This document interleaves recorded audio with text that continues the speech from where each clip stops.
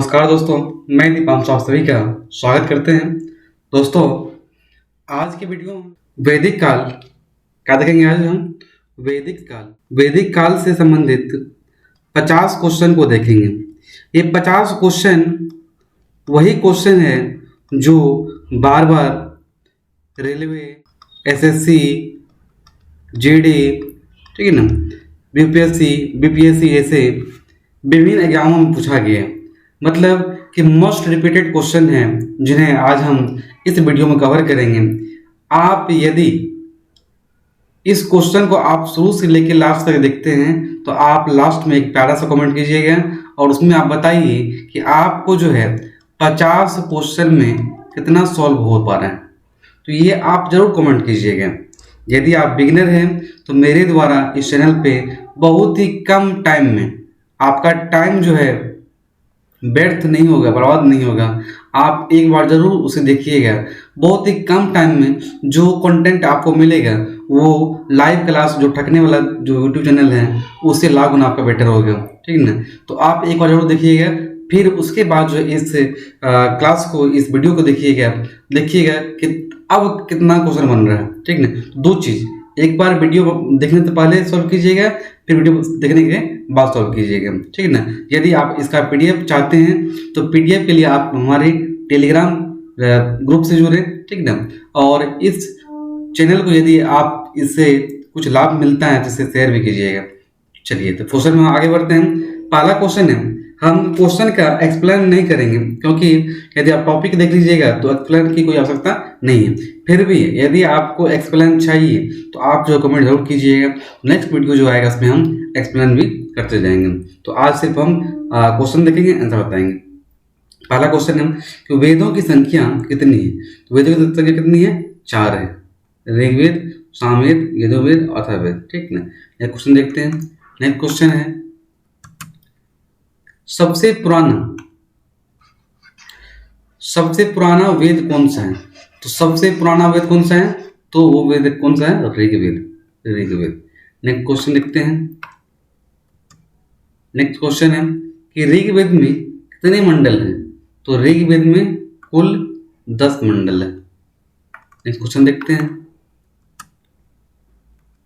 गायत्री मंत्र का उल्लेख किस वेद में है।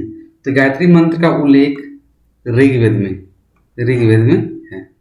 नेक्स्ट क्वेश्चन देखते हैं। क्वेश्चन है, गायत्री मंत्र का उल्लेख ऋग्वेद के किस मंडल में है। तो गायत्री मंत्र का उल्लेख ऋग्वेद के तीसरे मंडल में। किसमें? तीसरे मंडल में। ऋग्वेद में सबसे पवित्र नदी किसे कहा गया। तो ऋग्वेद में सबसे पवित्र नदी जो है वो सरस्वती को कहा। ऋग्वेद में किसका उल्लेख है? ऋग्वेद में किसका उल्लेख है? आयुर्वेद, मंत्र, संगीत, योग। तो ऋग्वेद में मंत्र का उल्लेख। क्वेश्चन देखिए, सामवेद में किसका उल्लेख है। तो सामवेद में संगीत का उल्लेख है। क्वेश्चन देखिए, यजुर्वेद में किसका उल्लेख है। तो यजुर्वेद में उल्लेख किसका है? तो कर्मकांड का। किसका? कर्मकांड का। क्वेश्चन देखते हैं। नेक्स्ट क्वेश्चन है कि ऋग्वेद में कुल ऋचाओं या मंत्रों की संख्या कितनी है। मतलब ऋग्वेद में 10 मंडल हैं और 10,462 क्या है? ऋचाएं हैं, ठीक ना। साथ ही तीसरे मंडल में जो है गायत्री मंत्र का उल्लेख है। चलिए नेक्स्ट क्वेश्चन देखते हैं। हमें बार बार ये बोलने की आवश्यकता नहीं है, ठीक है ना, कि ये वेरी इंपॉर्टेंट है, बहुत जरूरी है, ऐसा नहीं। हम पहले शुरुआत में बोल दिए कि जो भी क्वेश्चन है तो वो मोस्ट रिपीटेड है। मतलब कि बार बार क्वेश्चन पूछा गया है, चाहे कोई भी एग्जाम हो, वनडे एग्जाम जो भी हुआ है उसमें यही इस टॉपिक से इतना ही क्वेश्चन बनता है। इसे आप सॉल्व कर लीजिए तो वैदिक काल से आपका एक भी क्वेश्चन नहीं छूटेगा, ठीक। तो नेक्स्ट क्वेश्चन देखते हैं। नेक्स्ट क्वेश्चन है कि वैदिक काल में राजा जनता से जो कर वसूल करता था उसे क्या कहते थे। तो राजा द्वारा जो कर वसूला जाता था उसे कहा जाता था बलि। कौन सी? बलि। नेक्स्ट क्वेश्चन देखते हैं। नेक्स्ट क्वेश्चन है कि सबसे नया वेद, मतलब सबसे बाद का वेद क्या है। सबसे बाद का वेद, सबसे नया वेद कौन है? अथर्ववेद। और पुराना वेद क्या है? ऋग्वेद। नेक्स्ट क्वेश्चन देखते हैं, सतमेव जयते कहाँ से लिया गया। तो सतमेव जयते जो है, ठीक ना, वो मुंडकोपनिषद मुंडक उपनिषद से लिया गया। क्वेश्चन देखते हैं। नेक्स्ट क्वेश्चन है कि वेदांगों की संख्या कितनी है? वेदांग कुल कितना है? 6 है।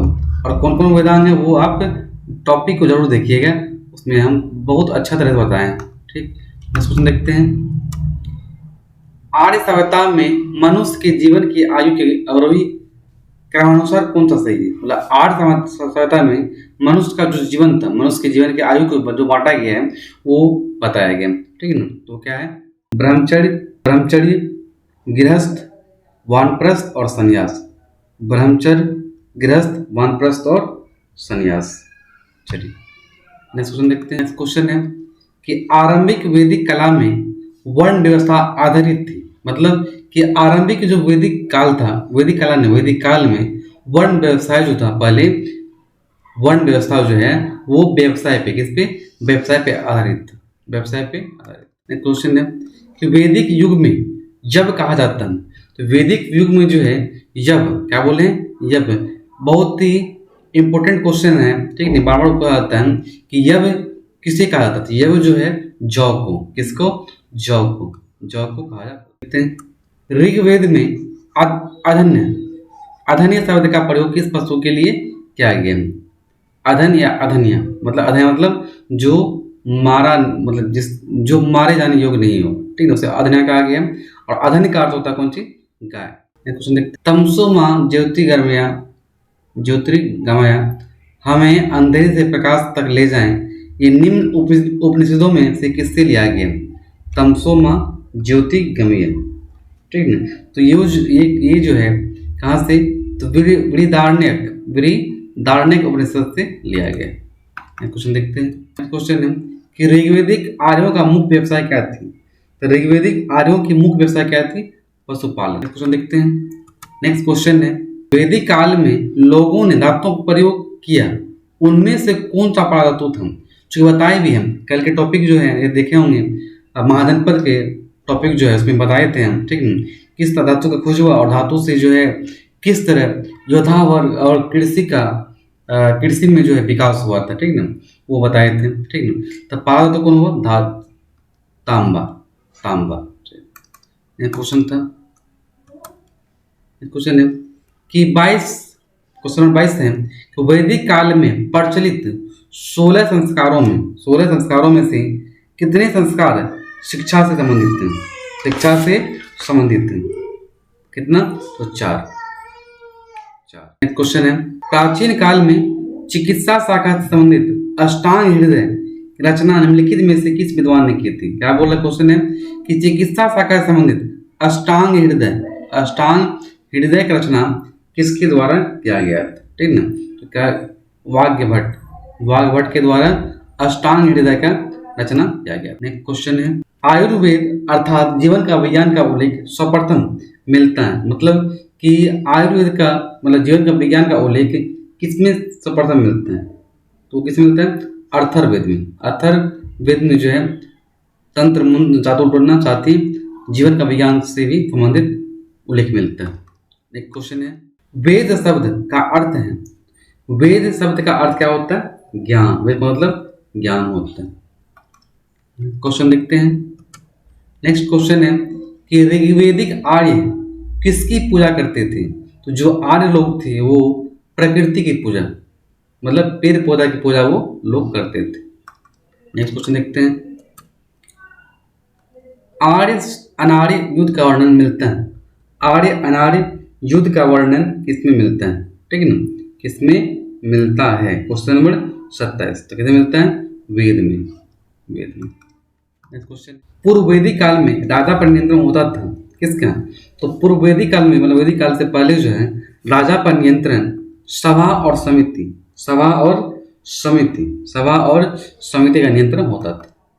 नेक्स्ट क्वेश्चन है कि पाणिनि कौन थे? तो पाणिनि व्याकरण के विद्वान थे। चलिए क्वेश्चन देखते हैं। क्वेश्चन है कि पतंजलि का संबंध किस रचना से? पतंजलि द्वारा क्या लिखा गया? तो महाभाष्य लिखा गया। अब पाणिनि के द्वारा अष्टाध्यायी लिखा गया था। चलिए क्वेश्चन देखते हैं। क्वेश्चन है कि वैदिक समाज में किसका अस्तित्व था? तो वैदिक समाज में अस्तित्व किसका था? पैतृक परिवार, बात सही है। प्रकृति पूजा, वर्ण प्रथा, मतलब इस सभी का अस्तित्व था, सभी का अस्तित्व। नेक्स्ट क्वेश्चन है, नेक्स्ट क्वेश्चन है कि प्रसिद्ध गायत्री मंत्र किस धर्म ग्रंथ में है? तो गायत्री मंत्र जो है किसमें? ऋग्वेद के तीसरे मंडल में। चलिए नेक्स्ट क्वेश्चन है, अनुलोम और प्रतिलोम किससे संबंधित है? अनुलोम और प्रतिलोम किससे संबंधित है? संबंधित किससे है? विवाह से। किससे? विवाह संबंधित है। ये क्वेश्चन देखते हैं, ऋग्वेद में संपत्ति का मुख्य रूप क्या था? तो ऋग्वेद में संपत्ति का मुख्य रूप क्या था? तो गोधन था, गाय अधिक मात्रा में वो लोग पालते थे। ठीक है, चलिए नेक्स्ट क्वेश्चन देखते हैं, रावी नदी का प्राचीन नाम क्या था? तो रावी नदी का प्राचीन नाम क्या था? परुसनी। क्या था? परुसनी, परुसनी नाम था।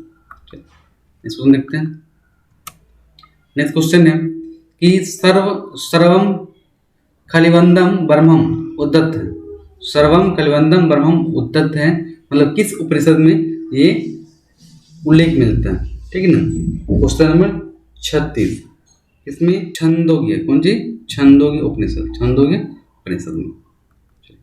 नेक्स्ट क्वेश्चन देखते हैं, नेक्स्ट क्वेश्चन है कि पूर्व वैदिक काल में राजा पर नियंत्रण होता था किसका? क्वेश्चन जो रिपीट हुआ है, सभा और समिति का। चलिए, सभा और समिति। नेक्स्ट क्वेश्चन देखते हैं, आरंभिक वैदिक साहित्य में सर्वाधिक वर्णित, आरंभिक वैदिक साहित्य में सर्वाधिक वर्णित नदी कौन सा था? तो कौन था? सरस्वती। कौन? सरस्वती, सॉरी। आरंभिक वैदिक साहित्य में सर्वाधिक वर्णित नदी कौन था? सिंध। क्वेश्चन देखते हैं, नेक्स्ट क्वेश्चन है कि उत्तर वैदिक काल में आर्य संस्कृति का केंद्रीय स्थल था, मतलब आर्य संस्कृति का जो केंद्र स्थल था वो क्या था? गंगा यमुना द्वार। चलिए क्वेश्चन देखते हैं, नेक्स्ट क्वेश्चन है कि निम्न में से कौन सा सुमेलित नहीं?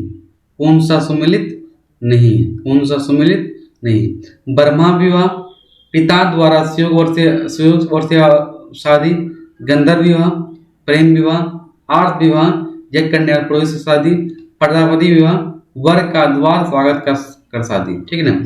तो इसमें जो है ये सभी तीन सही है। ठीक है, गंधर्व विवाह, प्रेम विवाह सही है, पूरा सुमेलित नहीं, मतलब कौन गलत है? तो ये आर्थ विवाह जो है बिल्कुल गलत। तो देखते हैं क्वेश्चन नंबर 41 क्या है कि सुमेलित करें, सुमेलित करें, सुमेलित करते हैं। ठीक है ना। तो यहाँ से देखिए, पर जो याद है, योग क्या होगा? पतंजलि, योग पतंजलि।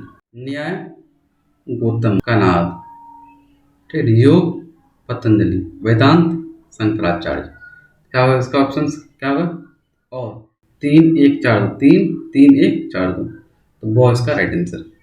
एक क्वेश्चन देखते हैं कि महाभारत के अनुसार किस महाजनपद में पांडवों ने अज्ञातवास के समय जीवन यापन किया था? तो महाभारत के अनुसार महाजनपद कौन था? तो वो था मत्स्य, जहाँ पर अज्ञातवास जीवन यापन किया था। और इसकी राजधानी कहाँ पे? बराबर क्वेश्चन पूछता है, तो विराटनगर, विराटनगर। और यह है क्या वर्तमान में? वर्तमान राजस्थान में। क्वेश्चन देखते हैं, नेक्स्ट क्वेश्चन है कि मत्स्य महाजनपद राजधानी थी किसकी? तो वो थी मत्स्य महाजनपद राजधानी कौन सी थी? तो विराटनगर, विराटनगर। नेक्स्ट क्वेश्चन देखिए, नेक्स्ट क्वेश्चन है कि वैदिक काल के बारे में निम्नलिखित कथनों पर विचार कीजिए, मतलब कि कौन सही है, कौन सा कथन सही है। तो देखिएगा क्या है, गृहस्थ आश्रम अन्य सभी आश्रमों का पोषक था, सही बात है। ग्राम के अधिकारी को ग्रामीणी कहा जाता था, सही है। व्यापारी वर्ग को बीस कहा था, बिल्कुल गलत, बिल्कुल ये गलत, मतलब 1 और 2 क्या है? सही। चलिए क्वेश्चन देखते हैं, नेक्स्ट क्वेश्चन है कि निम्न को सुमेलित कीजिए, निम्न को सुमेलित कीजिए। होता, ठीक ना, उदता, अर्धवी, पुरोहित। ठीक ना। तो यज्ञ करने वाला को होता था ऋग्वेद की ऋचाओं को पाठ करने वाला। ठीक ना। फिर उदाता जो है ये था सामवेद के छंदों को गायन करने वाला। ठीक है, चलिए आगे देखते हैं। अर्धवी, ये था यजुर्वेद के मंत्रों को पठन करने वाला। ठीक है, बचा कौन? बच गया पुरोहित। पुरोहित क्या होगा? यज्ञ करने वाला, यज्ञ संपन्न करने वाला। ठीक है, तो ये क्या और इसका सही क्वेश्चन देखते हैं।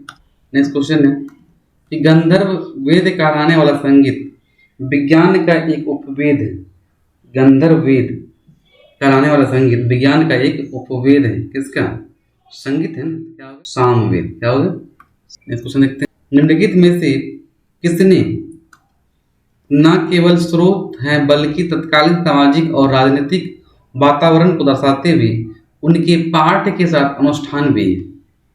यजुर्वेद। क्वेश्चन देखते हैं। नेक्स्ट क्वेश्चन है कि निम्नलिखित नदियों में से किसे प्राचीन साहित्य में पुरुषनी कहा गया? किसे?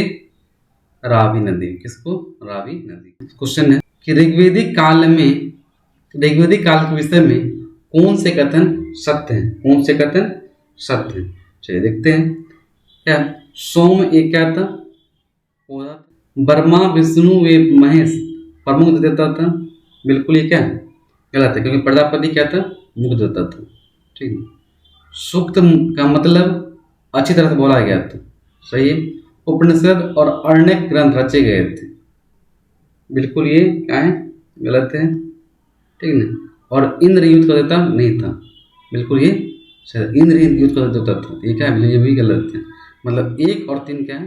क्वेश्चन देखते हैं कि नासदीय सूक्त निम्नलिखित किस वेद से संबंधित है? नासदीय सूक्त, तो नासदीय सूक्त जो है वो किससे? ऋग्वेद से संबंधित है।